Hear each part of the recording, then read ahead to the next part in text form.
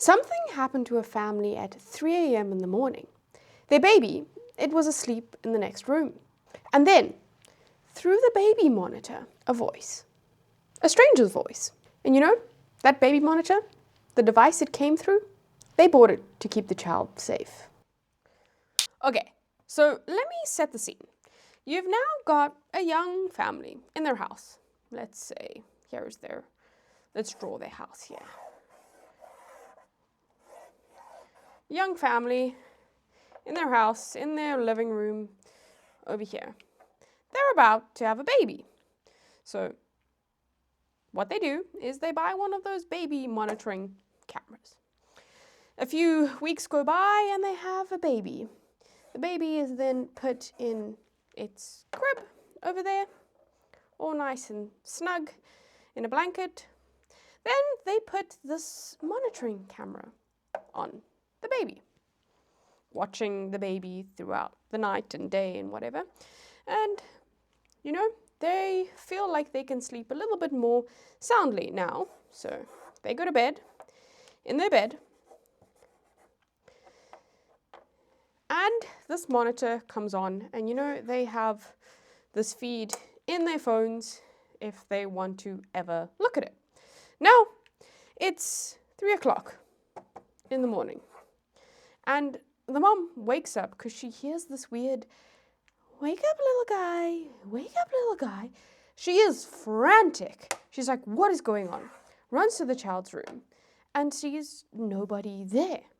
However, she hears this noise coming from the camera. The son is screaming. So this story, it actually came from Reddit. So I'm not going to read the entire post, but you get the picture. But if we scroll down on this post, there are hundreds of replies. Different families, different brands, from different countries, all saying some version of the same thing. Happened to us. We heard a man's voice. We threw it straight in the bin. And you know, it's not a glitch. It's clearly not rare. There's a pattern here. And here's where it starts to get a little interesting. Because this was obviously a hack. But technically, this hack is actually not a difficult one.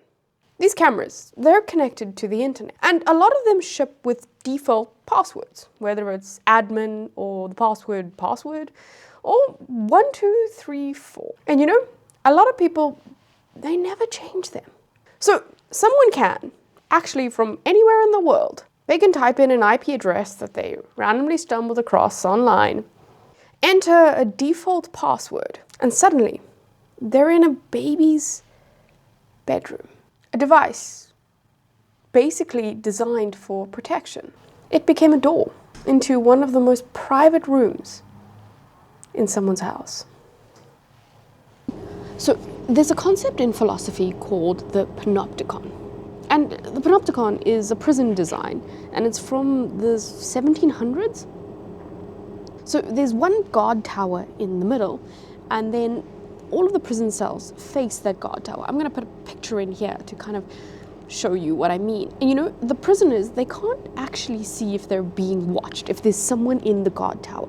They just know that there exists a guard tower there. And you know, this makes people behave because they don't know if they're being watched or not. So they just, by default, behave. And philosopher Foucault, he used this as a metaphor. And this metaphor was kind of how modern surveillance works these days. You don't need to be watched all the time. You just need to believe that you might be. And I'm not saying that baby monitors are prisons, okay? But this is kind of how I link these two thoughts together. We actually invited these cameras into our houses, voluntarily, and maybe with some enthusiasm actually. And you know what? We actually put our kids in the rooms with these cameras. And you know, it didn't just stop there. They're now in our living rooms, on many people's doorbells, inside the kitchens, kind of everywhere. And you know what? We did it because we wanted security. We wanted control over what's going on in our houses so we can see. And we built this technology or this infrastructure for surveillance purposes. And we did that without really thinking about who actually has the key in addition to us? And this whole story isn't just about baby monitors. There are websites still live today where you can browse unsecured cameras from all over the world, in living rooms, in shops, on streets, and in people's bedrooms. And the scary thing is, those people don't actually know that they're being watched. I think there was an example in 2019 where one of these Nest cameras told an 8-year-old that there was a missile heading to the United States. The kid was rightfully terrified, and the parents had no idea that this was possible. Obviously, the missile thing was a joke. I need to say that in this time that we're living in. But there are other stories of this kind of thing happening that can have quite devastating consequences. So what happens when this becomes so normal that we stop thinking about it as a risk? The thing is, we've stopped reading terms and conditions. We've already stopped asking who owns the footage. And we already let algorithms decide what our baby's sleep patterns are good and bad. I'm assuming these monitors send notifications to phones being like, hey, your baby has rolled over, or something like that. But putting these cameras in one's baby room and not appropriately securing them means that we're setting up for, I'm sure the parents to watch over the child, but what random person on the internet is also watching this child grow up? Because maybe they stay silent the entire time and don't make a noise like in our Reddit story. Isn't that a very creepy thought? And if this kind of lands up being like this in the future and we don't really do anything about it, and it just kind of becomes normalized, does that kind of take away our privacy, like, permanently? No? Or even the concept of privacy?